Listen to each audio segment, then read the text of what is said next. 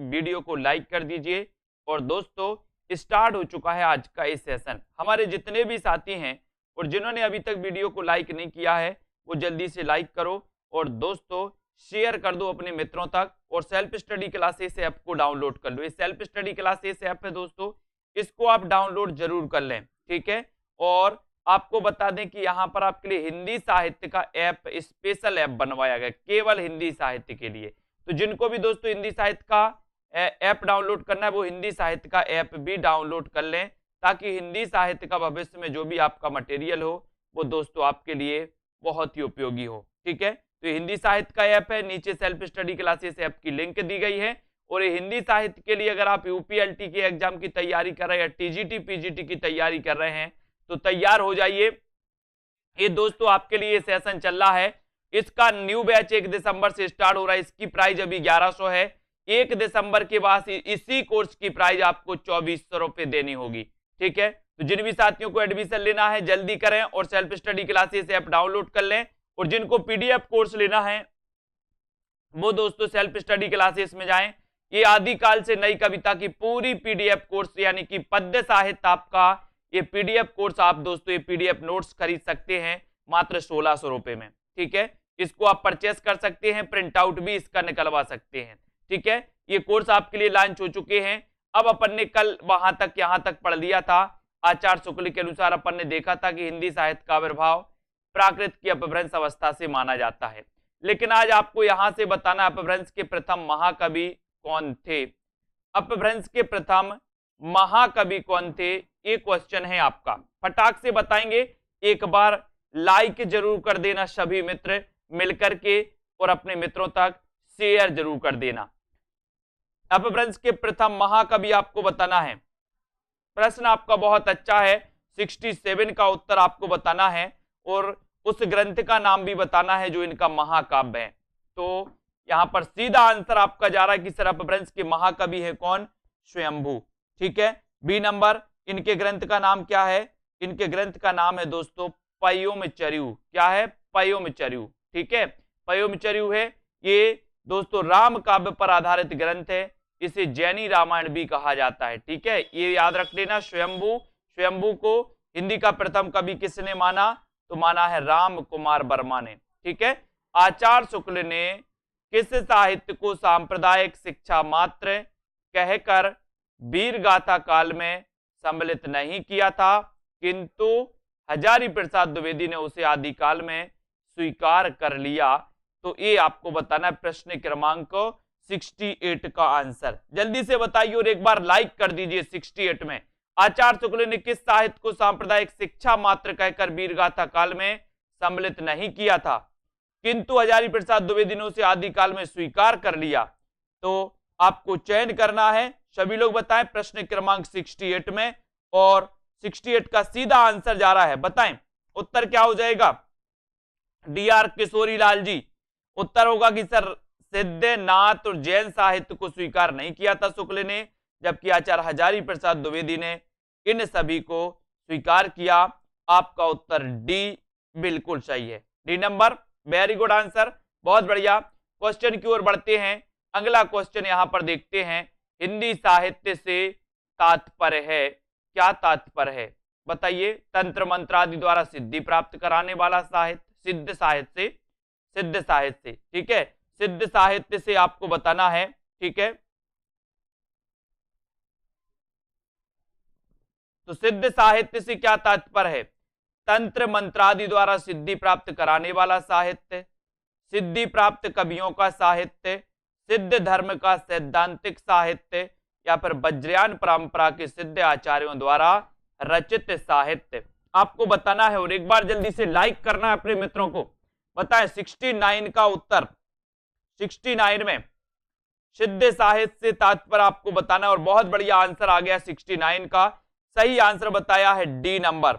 बाल गोविंद जी, मोक्षा जी, बिल्कुल सही। वज्रयान परंपरा के सिद्ध आचार्यों द्वारा रचित साहित्य, ये डी नंबर आपका बिल्कुल सही है, डी, ठीक है। आदिकालीन काव्य धारा में उपलब्ध नहीं है। क्या उपलब्ध नहीं है, 70 का आंसर।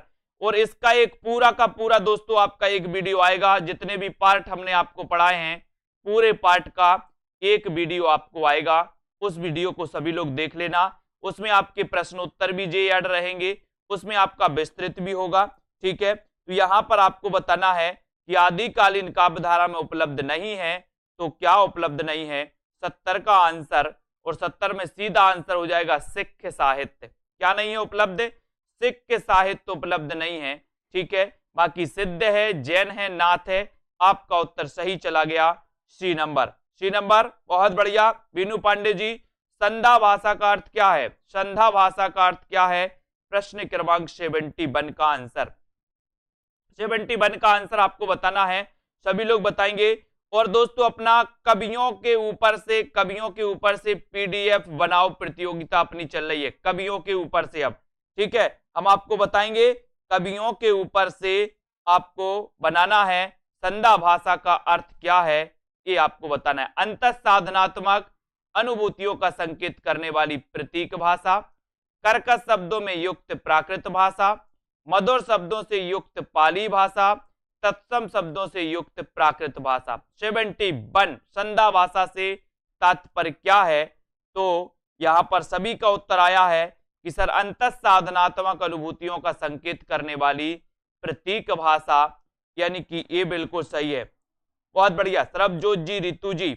नेक्स्ट है, सिद्ध साहित्य के संदर्भ में कौन सा कथन असत्य है? सिद्ध साहित्य के संदर्भ में कौन सा कथन असत्य है? सिद्ध साहित्य दोहों और चर्या पदों में है। सिद्ध साहित्य की भाषा पिंगल है। सरैपा सिद्ध साहित्य के आदि कवि हैं। सिद्ध साहित्य में सहज साधना का प्राधान्य है। तो 72 का उत्तर बताएं सभी लोग, बताएं,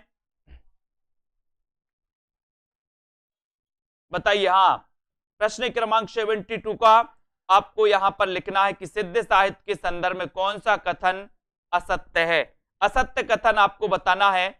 और जिन भी साथियों को एडमिशन लेना है सेल्फ स्टडी क्लासेस ऐप के पेड कोर्स में, वो सभी साथी ले लें दोस्तों। ठीक है, पेड कोर्स में एडमिशन। 72 का आंसर आपको चयन करना है, और 72 का आंसर बी नंबर, यानी सिद्ध साहित्य की भाषा पिंगल है। सिद्ध साहित्य की भाषा क्या है? पिंगल। ये कथन क्या है? असत्य कथन है, असत्य है। Very good, B number. 84 सिद्धों में प्रथम सिद्ध कौन है? 84 सिद्धों में प्रथम सिद्ध कौन है ये आपको बताना है, जल्दी से बताएं। 84 सिद्धों में प्रथम सिद्ध कौन है? जैसे अपनी पेड क्लास में पहले 2 बजे क्लास चलती थी, 2 बजे या 2:30 बजे 2 बजे क्लास चलती थी, वो क्लास अपन फिर से स्टार्ट करेंगे। ठीक है, या दोस्तों हर रविवार उसको स्टार्ट करेंगे, ऐसे कुछ उसका सिस्टम बनाएंगे। उसमें उन दोस्तों छूटे हुए पहलुओं को कवर करेंगे जिनमें दोस्तों आपके कुछ पहलू छूट जाते हैं, उनको कवर करेंगे और छात्रों की कलम से करेंगे। ठीक है, क्योंकि अब छात्रों की कलम भी चलने लगी है अपने कोर्स में। 84 सिद्धों में प्रथम सिद्ध कौन है? 73 का आंसर, और 73 का आंसर है सी, यानी कि सरहपा। ठीक है, सरहपा। सर्वोच्च स्थान किसका है? सर्वोच्च स्थान लुइपा का। प्रथम सिद्ध कौन है? सरहपा। राहुल सांकृत्यायन ने हिंदी का प्रथम कवि किसे माना? हिंदी का प्रथम कवि 74 का आंसर बताइए। हिंदी का प्रथम कवि किसे माना? सरहपा को, पुष्या पुण्य को, या फिर दोस्तों जल्दी से बताएं।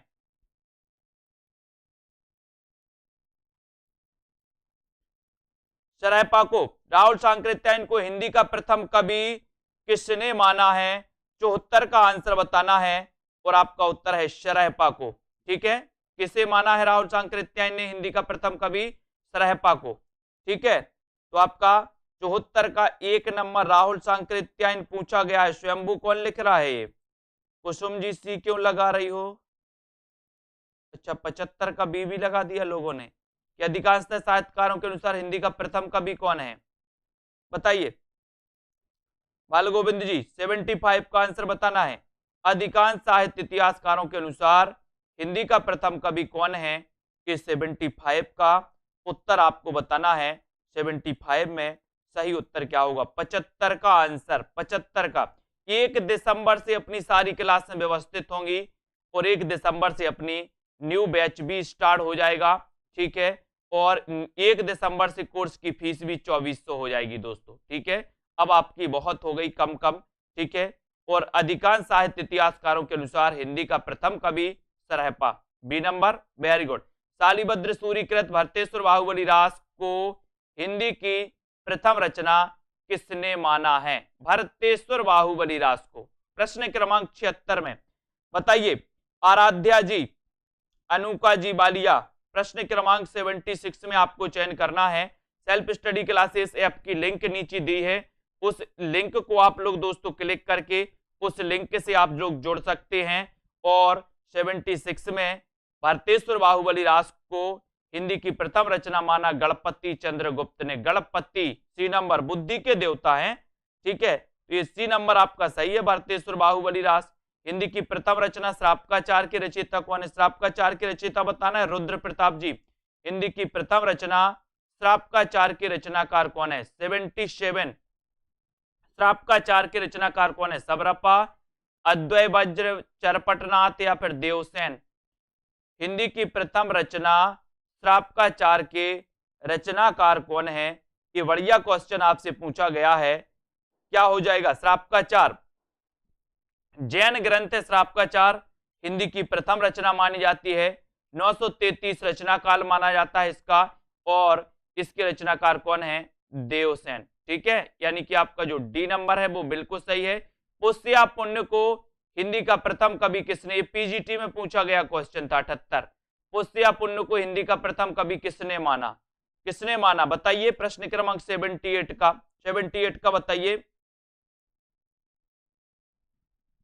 जल्दी बताएं।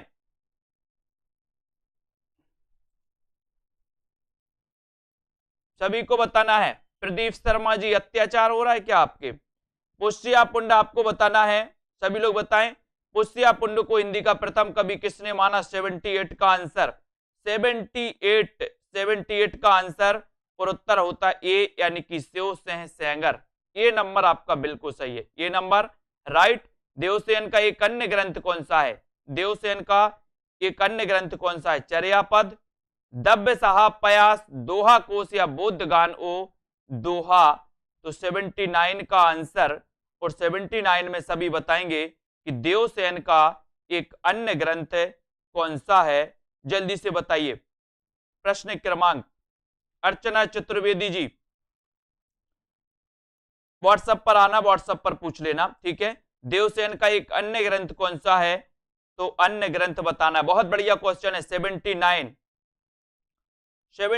का आंसर, और 79 में आपका उत्तर हो जाएगा बी, यानी दव्य साहब पयास। ये एक अन्य ग्रंथ माना जाता है दोस्तों देवसेन का। बी नंबर आपका सही हो जाएगा। बहुत बढ़िया। अगले क्वेश्चन की ओर हम बढ़ेंगे। अगला क्वेश्चन आ रहा है आपका, चर्यापद के रचयिता कौन है? 80 चर्यापद के रचनाकार कौन है? सरहपा, तिलोपा, सबरपा या फिर शांतिपा? बताइए। चर्यापद के रचनाकार कौन है? प्रदीप यादव जी, चर्यापद ये किसकी रचना है? बहुत अच्छा क्वेश्चन पूछा गया। एक बार लाइक जरूर कर दो अपने मित्रों तक। विजय शंकर जी लाइक करिए जल्दी से, और शेयर कर दो अपने मित्रों तक। यहां पर आपसे पूछा गया चर्यापद के रचयिता कौन है? चर्यापद के रचनाकार कौन है? इतना अच्छा क्वेश्चन पूछा गया और लगभग सभी से बनेगा 80 नंबर में, और उत्तर हो जाएगा सबरपा। चर्यापद के रचनाकार कौन है? सबरपा, यानी सी नंबर बिल्कुल सही। अवधूत मत किसे कहते हैं और उसे अवधूत मत कहा किसने है? ये भी आपको बताना। 2 क्वेश्चन है आपके लिए, ठीक है, 2 क्वेश्चन है। आज ही आपको self study classes app download करना है, नीचे लिंक दी है। अवधूत मत किसे कहते हैं? 81 का आंसर आपको बताना है। 81 में सभी लोग बताएंगे अवधूत मत किसे कहते हैं। जैन संप्रदाय को, शगुन संप्रदाय को, नाथ संप्रदाय को या फिर सिद्ध संप्रदाय को? प्रश्न आपका 81 है, और 81 में उत्तर होगा कि सर नाथ संप्रदाय को अवधूत संप्रदाय, अवधूत मत कहा जाता है। किसने कहा नाथ संप्रदाय को अवधूत मत? ये भी बताइए जल्दी से। नाथ संप्रदाय जिसके प्रवर्तक गोरखनाथ माने जाते हैं, ठीक है, गोरखनाथ। और दोस्तों गोरखनाथ की जो रचना है, इनका संकलन गोरखवाणी नाम से पीताम्बर दत्त बड़थवाल ने किया था। अब इसे अवधूत मत कहा गया, तो इसे अवधूत मत किसने कहा? ये भी आपको बताना है। और बहुत बढ़िया आंसर बताया है दारसू शर्मा जी ने कि सर हजारी प्रसाद द्विवेदी ने। हजारी प्रसाद द्विवेदी ने इसे अवधूत मत कहा। ठीक है, वेरी गुड। जोई जोई पिंडे सोई ब्रह्मांडे सिद्धांत किसका है? जोई जोई पिंडे, बताइए। आकांक्षा गुप्ता जी बिल्कुल सही आंसर। जोई जोई पिंडे सोई ब्रह्मांडे किसका, ये सिद्धांत किसका है? गोरखनाथ का, मच्छंदरनाथ का, चरपटनाथ का या फिर जलंधरनाथ का? 82 का आंसर, 82 में आपको चयन करना है। बहुत ही बढ़िया प्रश्न है, लाइक करना है, एक बार शेयर कर दो। जोई जोई पिंडे सोई ब्रह्मांडे सिद्धांत किसका है? उत्तर हो जाएगा गोरखनाथ का। गोरखनाथ का है, बहुत बढ़िया। ठीक है, गोरखनाथ के गुरु कौन थे दोस्तों? 83। गोरखनाथ के गुरु का नाम क्या था? बताइए। जलंधरनाथ, मत्स्येंद्रनाथ, चौरंगीनाथ या फिर चरपटनाथ? गोरखनाथ के गुरु का नाम क्या था? और बहुत बढ़िया आंसर आ रहा है, सभी लोग बता रहे हैं कि सर गोरखनाथ के जो गुरु थे वो थे कौन? मत्स्येंद्रनाथ। ठीक है, इनकी एक रचना पूछी जाती है, कौल ज्ञान निर्णय। कौल ज्ञान निर्णय, क्योंकि यहां पर मत्स्येंद्रनाथ और इन्हें मच्छंदरनाथ भी कहा जाता। मच्छंदरनाथ, मच्छंदर अपन जब पढ़ते हैं तो ऐसा लगता मच्छर मच्छर, तो मच्छर अपन को कोल कोल के खाते, कोल कोल के खाते, तो कौल ज्ञान निर्णय मच्छंदरनाथ की हो जाएगी। गोरखनाथ को पृथ्वीराज रासों के समय का बताने वाले विद्वान कौन है? गोरखनाथ को पृथ्वीराज के समय का बताने वाले विद्वान कौन है? डॉक्टर रामकुमार वर्मा, राहुल सांकृत्यायन, रामचंद्र शुक्ल या फिर हजारी प्रसाद द्विवेदी? 84 का आपको आंसर बताना है। 84 में आपका सही आंसर क्या है? गोरखनाथ को पृथ्वीराज के समय का बताने वाले विद्वान कौन है? 84 में आपको चयन करना है। और बहुत बढ़िया आंसर आ गया आपका कि सर गोरखनाथ को पृथ्वीराज के समय का बताने वाले जो विद्वान हैं वो विद्वान हैं रामचंद्र शुक्ल। रामचंद्र शुक्ल यानी सी नंबर, बिल्कुल सही। वारकरी संप्रदाय का संबंध किससे है? वारकरी संप्रदाय का संबंध किससे? वारकरी, बताइए, सभी लोग बताएं। कल्पना जी, वारकरी संप्रदाय, वारकरी संप्रदाय का संबंध किससे है? ये आपको चयन करना 85 का। और इसका संबंध है दोस्तों कौन है? वारकरी संप्रदाय के प्रवर्तक भी बताना है, बताइए। विजय शंकर जी, वारकरी संप्रदाय के प्रवर्तक कौन है? ये सिद्ध साहित्य से संबंधित ये संप्रदाय है, लेकिन इसको आपको बताना है प्रश्न क्रमांक 85 में। 85 का ए नंबर आपका सही है, लेकिन आपको वारकरी संप्रदाय के प्रवर्तक बताना है। कौन बता रहा, देखते हैं। 84 सिद्धों में सर्वोच्च स्थान किसका है? सर्वोच्च स्थान किसका है 84 सिद्धों में? सर्वोच्च पूछा गया आपसे, सर्वोच्च स्थान, तो सर्वोच्च स्थान किसका है? बहुत बढ़िया। वारकरी संप्रदाय के माने जाते दोस्तों पुंडलिक माने जाते हैं, पुंडलिक माने जाते हैं। संत ज्ञानेश्वर भी दोस्तों इसी संप्रदाय से संबंधित हैं। तो कई पुस्तकों में आपको ज्ञानेश्वर भी मिल जाएगा। ठीक है, कई पुस्तकों में आपको वारकरी संप्रदाय के ज्ञानेश्वर भी मिल जाएगा, क्योंकि ये संत ज्ञानेश्वर भी इसी संप्रदाय से संबंधित हैं। तो आपको विकल्प अनुसार उत्तर लगाना है। 84 सिद्धों में सर्वोच्च स्थान किसका है? 86 का आंसर। और 86 में उत्तर होगा लुइपा का, लुइपा यानी बी नंबर। ठीक है, और यहां पर आता कि 84 सिद्धों में प्रथम स्थान किसका है?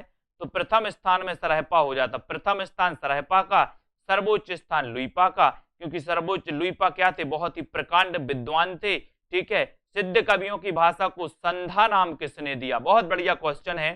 सिद्ध कवियों की भाषा को संधा नाम किसने दिया? संधा नाम बताना है, बताइए। कल्पना जी, रेखा त्रिपाठी जी, सिद्ध कवियों की भाषा को संधा नाम किसने दिया है? रश्मि पाठक जी को कबीर दास का पूरा जीवन परिचय और नोट्स बनाना है व्यवस्थित। किसको? रश्मि पाठक जी को।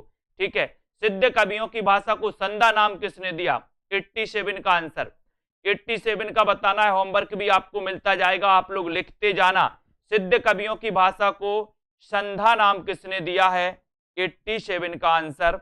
और 87 में उत्तर है कि सर अद्वय वज्र तथा मुनि दत्त ने, अद्वय वज्र तथा मुनि दत्त ने इसको नाम दिया संधा नाम दिया, ठीक है। अभिमान मेरु किससे कहा जाता है? 88 का आंसर, अभिमान मेरु किससे कहा जाता है, जल्दी से बताएं। अभिमान मेरु किसे कहा जाता है? पुष्पदंत को, देवसेन स्वयंभू, या फिर मेरु तुंग को? अभिमान मेरु किसे कहा जाता है? प्रश्न क्रमांक 88 में आपको चयन करना है और सभी लोगों ने उत्तर लगाया है कि सर पुष्पदंत, पुष्पदंत को अभिमान मेरु, पुष्प पर हमें अभिमान है, पुष्प पर क्या है? अभिमान, पुष्प पर अभिमान है, तो अभिमान याद रख लेना, ठीक है। प्रथम जैन कवि कौन है? प्रथम जैन कवि कौन है? बहुत बढ़िया क्वेश्चन है, प्रथम जैन कवि कौन है? प्रश्न क्रमांक 89 में आपको चयन करना है। अच्छा क्वेश्चन है, बताइए। पुष्पदंत ने अपने आप को अभिमान मेरु कहा था, बिल्कुल सही। और आपको पता है कि प्रथम जैन कवि देवसेन है। इनकी दोस्तों पता है कौन सी रचना? श्राप का चार, श्राप का चार अपन को याद करना है, ठीक है। श्राप का चार, और श्राप का चार 933 ईस्वी, ठीक है। प्रबंध चिंतामणि के रचयिता, 90 का आंसर बताना है। और दोस्तों जो नोट्स आप लोग बना रहे हैं वो बहुत अच्छे से बनाइए, अच्छे पेज में बनाइए, आपके लिए हमेशा काम में आएगा, और आप बहुत अच्छे से बनाइए, ठीक है। जैसे आप कबीर को हेडिंग लिखिए जरा, कबीर, इस प्रकार से, फिर नीचे उसमें हेडिंग रचनाएं, फिर ऐसे, फिर इनका जन्म, परिचय, ऐसे करके हेडिंग देखिए और अच्छे कलर्ड पेनों के हिसाब से लिखिए, मजा आएगा।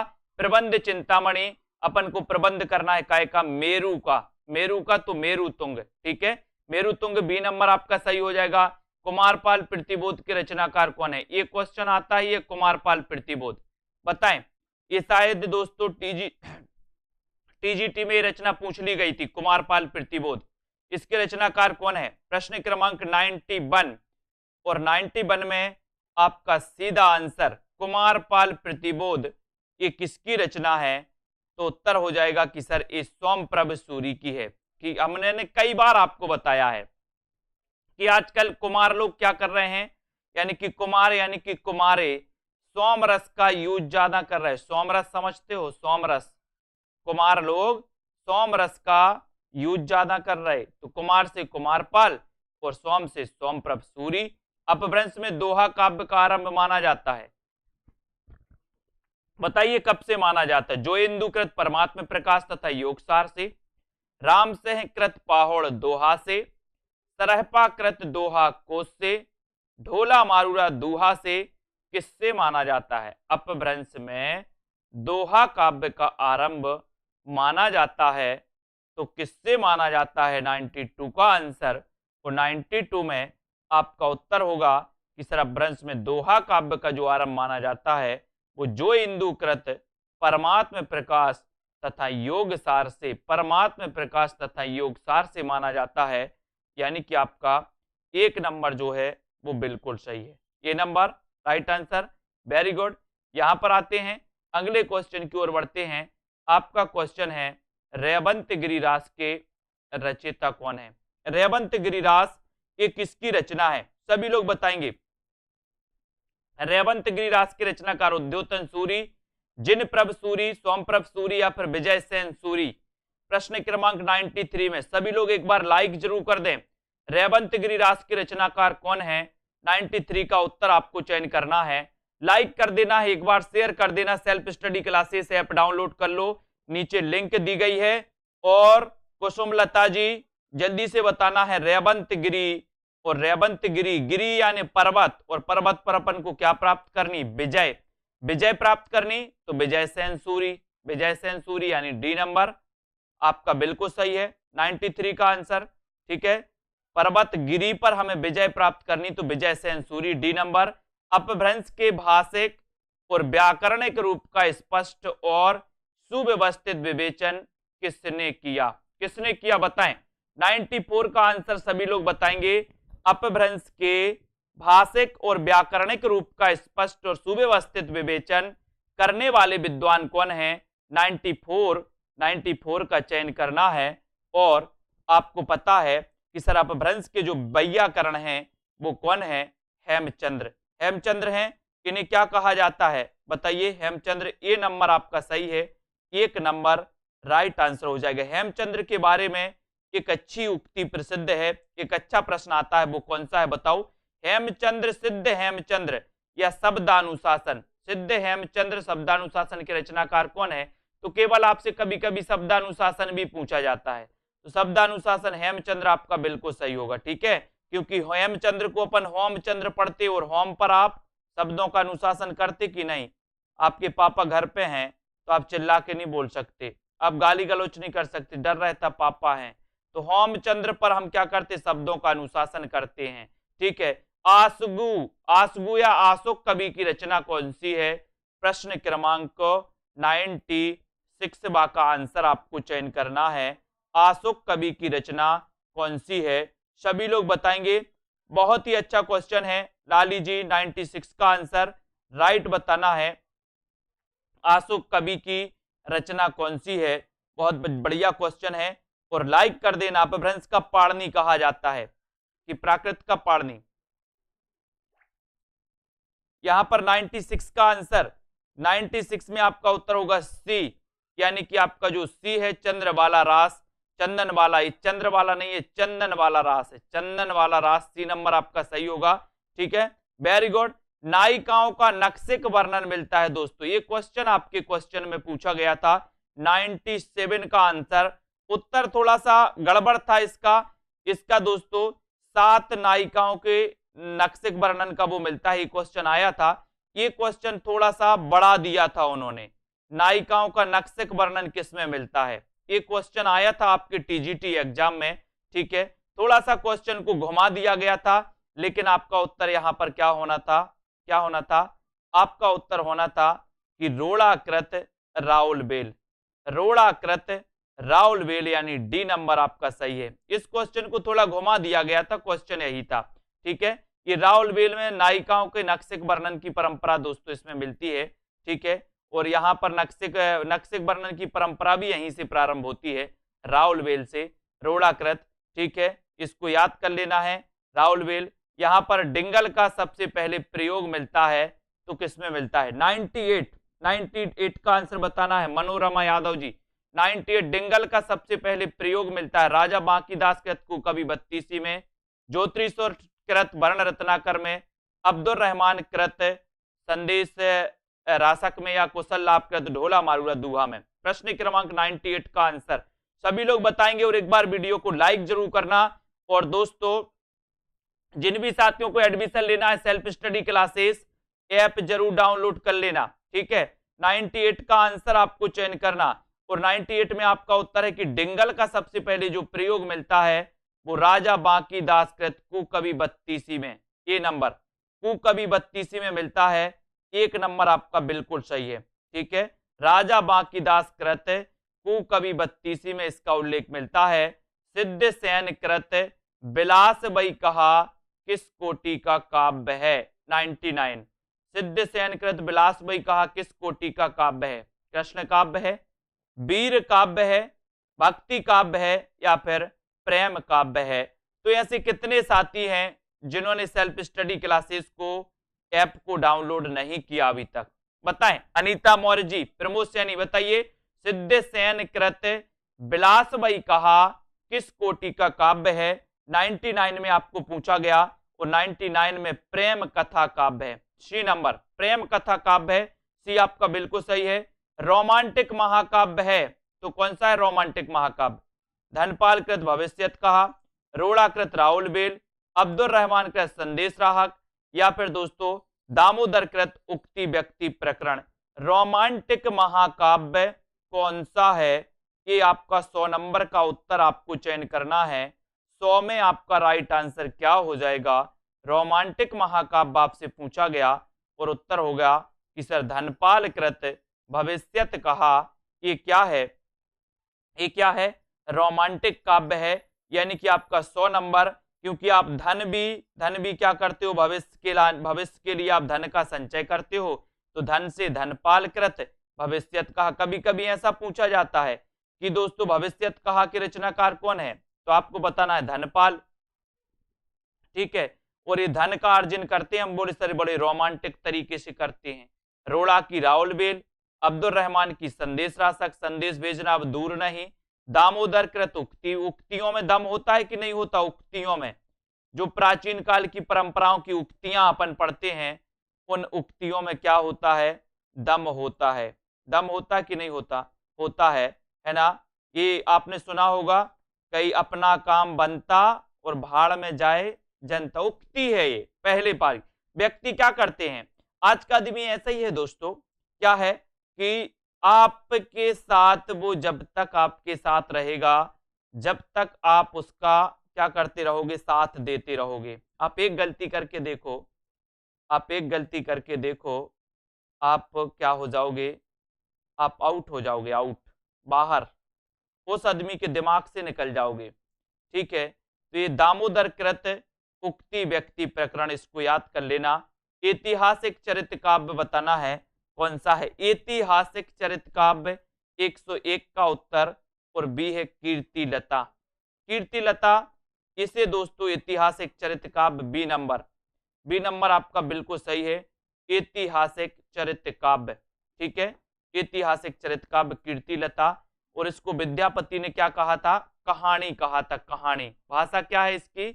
अवहट्ट। कीर्ति पताका, इसकी भाषा भी अवहट्ट है, लेकिन कीर्ति पताका नोटिस मात्र है। कीर्ति पताका क्या है? नोटिस मात्र है, नोटिस मात्र। कभी कभी पूछा जाता है कि विद्यापति की कौन सी रचना नोटिस मात्र है, तो कीर्ति पताका। पदावली मैथिली भाषा में रची गई, पदावली। ठीक है, तो इसको भी याद रख लेना। आदिकाल की चंपू काव्य कृति कौन सी है? चंपू काव्य कृति कौन सी है? आदिकाल की चंपू काव्य कृति कौन सी है? बताक से बताना है और एक बार जल्दी से लाइक जरूर कर देना है। आदिकाल की चंपू काव्य कृति कौन सी है? उक्ति व्यक्ति प्रकरण, राउर बेल, वर्ण रत्नाकर या फिर श्रावकाचार? जल्दी से बताएं, एक बार लाइक कर दें, शेयर कर दो अपने, जल्दी से। कॉमेडी गुरुजी शेयर कर दो भैया, डाउनलोड कर लो। उसमें नाम डालना पड़ता है, नंबर डालना पड़ता है, जीमेल डालना पड़ता है, और एक बार अपने मोबाइल की मेमोरी को चेक करना पड़ता है कि मोबाइल में मेमोरी है कि नहीं है। आदिकाल की चंपू काव्य कृति कौन है? राउल बेल। रचनाकार कौन है? रोड़ा कवि। ये शिलांकित कृति है राउल बेल। मालवा की एक दोस्तों शिला पर अंकित है, शिलांकित कृति, और इससे नक्सिक वर्णन की परंपरा की शुरुआत होती है। सुरेश जी, नक्सिक वर्णन की परंपरा की शुरुआत होती है, ठीक है, किससे? राउल बेल से। उक्ति व्यक्ति प्रकरण दामोदर शर्मा की है। वर्ण रत्नाकर दोस्तों, वर्णों को ज्योति में पढ़ना है, ज्योति में, तो ज्योतिरीश्वर ठाकुर की है। श्रावकाचार देव, श्रावकाचार देव तो श्रावकाचार की रचना है। शिलाओं पर लिखा हुआ काव्य कौन सा है? ये पूछ लिया गया आपसे, ठीक है, तो शिलाओं पर लिखा हुआ जो काव्य है वो कौन सा है? तो आपका उत्तर होगा, या शिलांकित कृति कौन सी है? उत्तर चला जाएगा राउल बेल। राउल बेल शिलांकित कृति है। 63 सलाहका पुरुषों के जीवन का वर्णन हुआ है, किसमें हुआ है? 104 का उत्तर बताना है, लाइक कर देना अपने मित्रों तक, शेयर कर दो सभी साथी। 63 सलाहका पुरुषों के जीवन का वर्णन किसमें हुआ? आपको बताना। बहुत बढ़िया क्वेश्चन है। आपने पढ़ा होगा कि पुष्पदंत, पुष्पदंत और स्वयंभू, एक क्वेश्चन आता है, पुष्पदंत कौन सी शताब्दी के थे, स्वयंभू कौन सी शताब्दी के थे? जल्दी से बताओ, मैंने आपको ट्रिक से याद करवाया था। सभी लोग बताएं। यहां पर 63 सलाहका पुरुषों के जीवन का वर्णन है, तो वो है महापुराण में। महापुराण के रचनाकार, महापुराण के रचनाकार पुष्पदंत। पुष्पदंत ने अपने आप को क्या कहा था? अभिमान मेरु कहा था। अब पुष्पदंत कौन सी शताब्दी के हैं, जल्दी से बताओ, और स्वयंभू कौन सी शताब्दी के हैं, ये भी आपको जल्दी से बताना है। सेल्फ स्टडी क्लासेस ऐप को डाउनलोड कर लेना है। उसके बाद धीरे से नीचे आते हैं, यहां पर साहित्य का इतिहास दर्शन के लेखक कौन है। अब एक चीज बताना, यहां से एक ट्रिक निकलती है कि साहित्य के अगर इतिहास के दर्शन करना है तो दर्शन कैसे करोगे? कान से करोगे या फिर नाक से करोगे? कैसे करोगे बताइए? बहुत बढ़िया। पुष्पदंत 10वीं शताब्दी के थे और स्वयंभू 8वीं शताब्दी के। मैंने आपको याद करवाया था कि जब आप 10वीं पढ़ते थे, 10वीं में पुष्प कौन कौन ने दिया था? 10वीं में फूल देना सीख गए थे कि नहीं? बोले सर बहुत दिए गुलाब के फूल। तो 10वीं में पुष्प दिए आपने, पुष्प दिए, पुष्प 10वीं में, जब आप 10वीं में पढ़ रहे थे तो पुष्प दिए। तो पुष्पदंत 10वीं शताब्दी के, ठीक है। और 8वीं की बात करो तो 8वीं में आप स्वयं पास हो गए थे, नकल नहीं करी थी आपने, कि नकल करी थी 8वीं में? बोले सर 8वीं में हम स्वयं पास हो गए थे, नकल नहीं की थी, बाकी अब नकल करनी पड़ती है। ठीक है, तो 8वीं याद रख लेना कि सर ये पुष्प दंत 10वीं शताब्दी, 8वीं में स्वयं पास हो गए तो स्वयं से स्वयंभू हो जाएंगे। ठीक है, साहित्य के इतिहास दर्शन करना है तो लोचन की जरूरत पड़ेगी, आंखों की जरूरत पड़ेगी। ठीक है, तो यहाँ पर नलिन बिलोचन शर्मा हो जाएंगे, डी नंबर आपका सही हो जाएगा। ठीक है, इतिहास लेखन की सबसे अविकसित पद्धति कौन सी है? प्रश्न क्रमांक 106, अविकसित पद्धति बताना है। 106 में राहुल राज जी बताइए 106 का आंसर। शेयर कर देना अपने मित्रों तक और self study classes app download कर लेना और बहुत ही बढ़िया तरीके से अपन को पढ़ना है कि विधेयवादी पद्धति, वर्णानुक्रम पद्धति, समाजशास्त्री पद्धति या फिर कालानुक्रम पद्धति। और 106 का आंसर बिल्कुल राइट आंसर आपका चला गया कि सर अविकसित पद्धति है वर्णानुक्रम पद्धति। और वर्णानुक्रम पद्धति में अपना कौन सा ग्रंथ लिखा गया था? बताइए कौन सा ग्रंथ लिखा गया था? कौन सा ग्रंथ लिखा गया वर्णानुक्रम पद्धति में? बताएं, फटाक से बताना है आपको। आदि काल में चरित काव्य सर्वाधिक किस साहित्य में रचे गए? आदि काल में चरित काव्य सर्वाधिक किस साहित्य में रचे गए? अच्छा क्वेश्चन है, बताना है। और वर्णानुक्रम में किसने ग्रंथ लिखा था? रामदयाल सिंह जी, निष्ठा त्रिवेदी जी, रीता कांत जी, सभी लोग बताएंगे। और एक बार जल्दी से लाइक जरूर कर देना, अपने मित्रों तक शेयर कर देना दोस्तों। आदिकाल में चरित काव्य सर्वाधिक किस साहित्य में रचे गए? ये क्वेश्चन आपसे पूछा गया है। और 107 में आपका सही उत्तर हो गया, गारसा दत्तासी ने वर्णानुक्रम पद्धति में ग्रंथ लिखा था। बहुत बढ़िया। सबसे ज्यादा चरित काव्य लिखे गए जैन साहित्य में, और सबसे ज्यादा प्रमाणिक साहित्य भी जैन साहित्य माना जाता है। ठीक है, पुरुष कहानी हो कहो जस पुत्थाबे पुण्य, ये किस कवि की उक्ति है? किस कवि की उक्ति है? पुरुष कहानी हो कहें कहो जस पुत्थाबे पुण्य, ये किस कवि की उक्ति है? 108 का उत्तर आपको बताना है। 108 में आपको चयन करना है किस कवि की उक्ति मानी जाती है 1 नंबर में। और 1 नंबर यानी कि 108, और 108 का उत्तर हो जाएगा आपका विद्यापति। विद्यापति यानी कि बी नंबर आपका सही है, विद्यापति आपका राइट आंसर है। बहुत बढ़िया आंसर, पुरुष कहानी हो कहो जस पुत्थाबे पुण्य, बी आपका राइट। आचार्य विश्वनाथ प्रसाद मिश्र की कृति कौन सी है? विश्वनाथ प्रसाद मिश्र की कृति कौन सी है, ये आपको चयन करना है। आकाश, आकाश जी बताइए, सभी लोग बताएंगे। मनोरमा यादव, प्रश्न क्रमांक 100 में बताना है। श्यामलता पांडे जी, 109 का उत्तर क्या हो जाएगा? आचार्य विश्वनाथ प्रसाद मिश्र की कृति कौन सी है? तो अपन ने पढ़ा था 109 में, पढ़ा था क्या? हिंदी साहित्य का अतीत। हिंदी साहित्य का अतीत, सी नंबर आपने टिक लगा दिया। विश्वास मलिक जी, सी नंबर हिंदी साहित्य का अतीत, सी नंबर सही है। गोरख की वाणियों का सर्वप्रथम संग्रह किसने किया? गोरख की वाणियों का सर्वप्रथम संग्रह किसने किया है? तो ये प्रश्न क्रमांक 110 में आपको उत्तर बताना है। 110 का उत्तर आपको चयन करना है, जल्दी से बताएं, यहां पर बताना है। और यहां पर 110 में बीनू पांडे जी को होमवर्क है कि आपको तुलसीदास का पूरा जीवन परिचय लिखना है। तुलसीदास जी का, बीनू पांडे जी को तुलसीदास का पूरा जीवन परिचय लिखना है। गोरख की वाणियों का सर्वप्रथम संग्रह किसने किया? 110 का उत्तर, और उत्तर है सी यानी पीताम्बर दत्त बड़थवाल। ठीक है, गोरख की वाणियों का। ठीक है, बहुत बढ़िया। स्वयंभूकृत पयोमचर्यु की विषय वस्तु किससे संबंधित है? प्रश्न क्रमांक 111। लाइक करना है मित्रों और शेयर कर देना है। एक बार सभी लोग शेयर करेंगे जल्दी से। प्रश्न क्रमांक 111 में विश्वास मलिक जी, और 111 में कि सर ये स्वयंभू का जो है ये राम कथा से संबंधित है। 111 राइट है। ठीक है, अपभ्रंश का आदि कवि कौन है? लास्ट क्वेश्चन, सभी लोग बताएंगे अपभ्रंश का आदि कवि कौन है 112 में। और आपका उत्तर चला जाता है कि सर अपभ्रंश का आदि कवि यानी कि 112, और उत्तर चला जाएगा स्वयंभू यानी D number. D number right answer है। बहुत बढ़िया, वेरी गुड। लाइक करते हुए शेयर करना है अपने सभी साथियों को, ठीक है। और दोस्तों जिनको भी और होमवर्क चाहिए है वो बता देना कि सर हमें भी चाहिए है, अपनी पेड क्लास के जितने भी साथी हैं, ठीक है, वो भी करेंगे, कुछ लिखेंगे, उनको याद भी हो जाएगा, बढ़िया तरीके से याद भी करना है। एक एक कवियों को आप लिखोगे तो कई कवियों के बारे में आप लिखते जाओगे और अच्छा रहेगा। 10-15 मिनट अगर रोज लिखोगे तो।